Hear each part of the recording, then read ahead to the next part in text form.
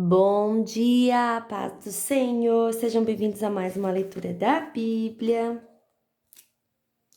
E hoje é dia 13 e nós vamos ler o primeiro livro de Reis, tá? Os capítulos 10 e 11. Dois capítulos, 10 e 11. Capítulo 10. A visita da rainha de Sabá.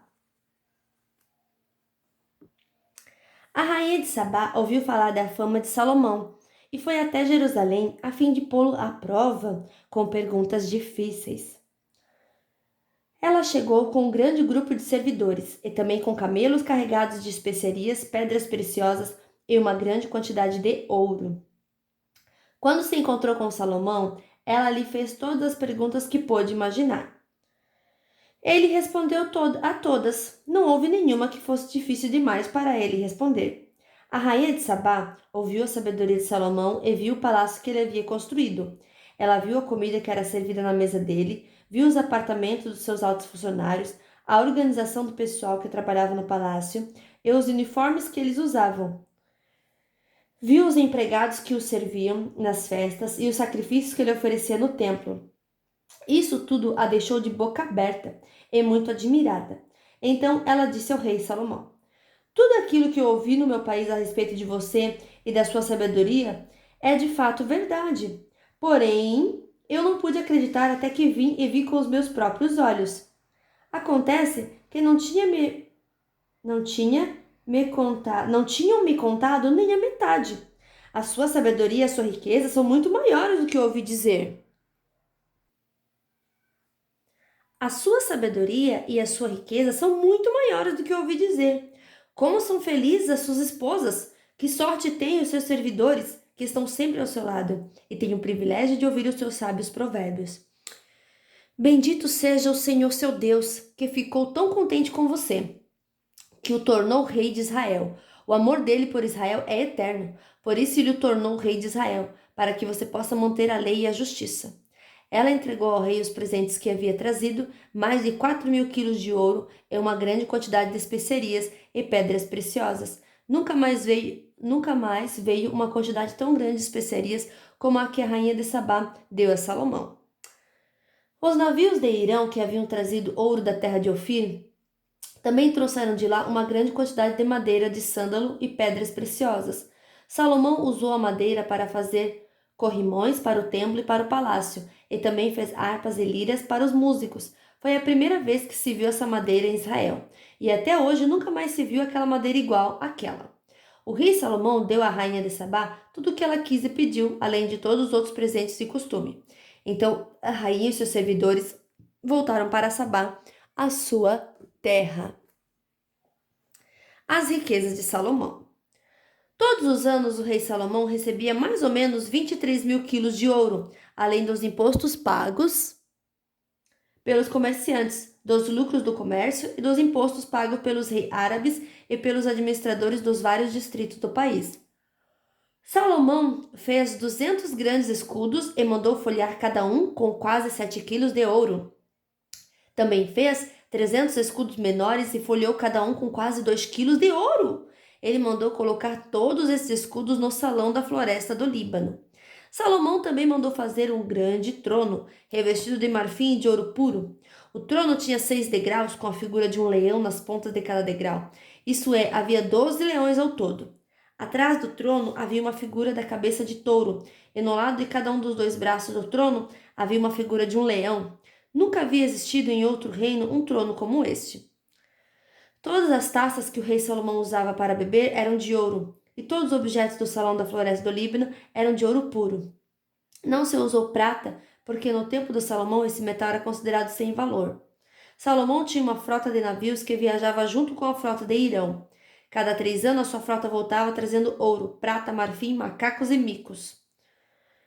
O rei Salomão era mais rico e mais sábio do que qualquer outro rei, e pessoas do mundo inteiro queriam ouvir a sua sabedoria que Deus lhe tinha dado. Todos aqueles que chegavam traziam um presente para ele: objetos de prata e de ouro, roupas, armas, especiarias, cavalos e mulas, e foi assim ano após ano. Salomão ajuntou 1.400 carros de guerra, 12.000 cavalos de cavalaria, espalhou uma parte deles por várias cidades e deixou o resto em Jerusalém.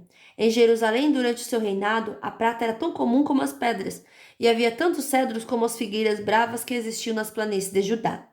Os agentes do rei controlavam a importação de cavalos de Musri e de Cilícia, e a importação de carros de guerra do Egito. Esses agentes forneciam cavalos e carros de guerra para os reis heteus e sírios, vendendo cada carro por 600 barras de prata e cada cavalo por 150 barras de prata. Capítulo 11. Salomão afasta-se de Deus.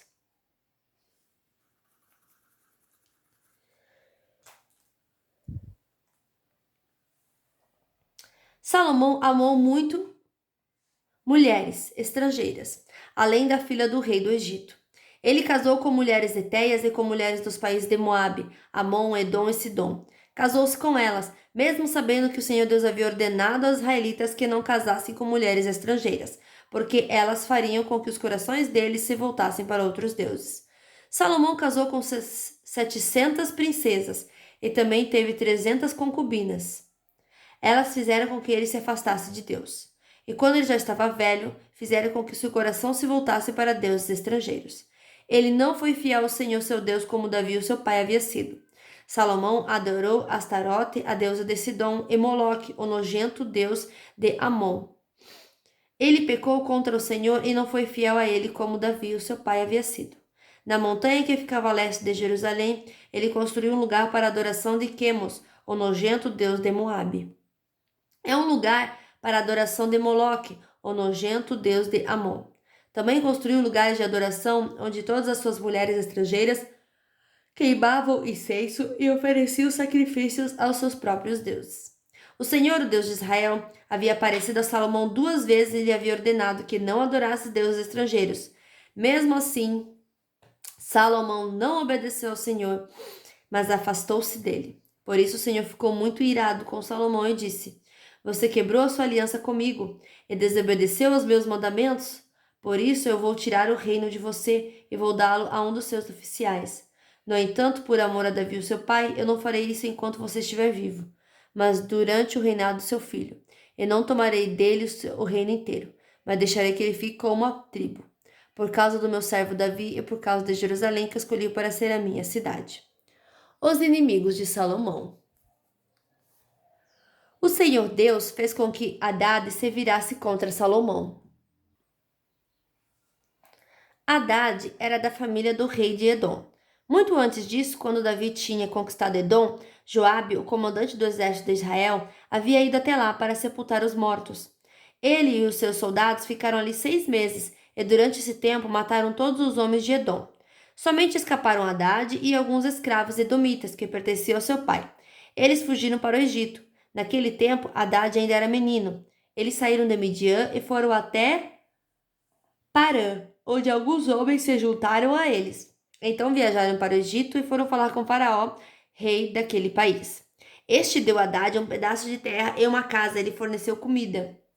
Hadade ganhou a amizade do rei, e ele lhe deu sua cunhada, a irmã da rainha Táfnis, em casamento.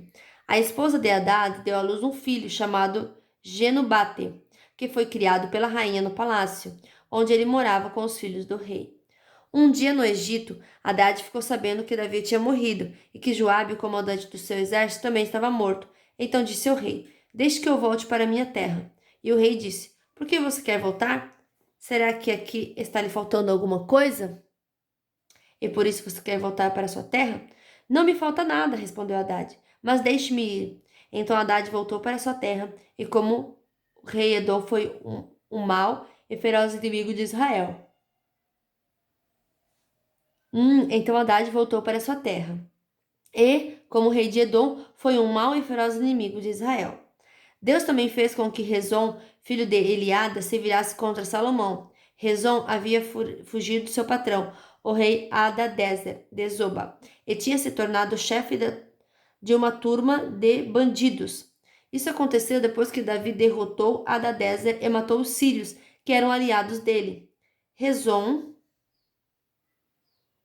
e os seus homens foram morar em Damasco, e ali eles o fizeram rei da Síria. Rezon foi inimigo de Israel durante toda a vida de Salomão.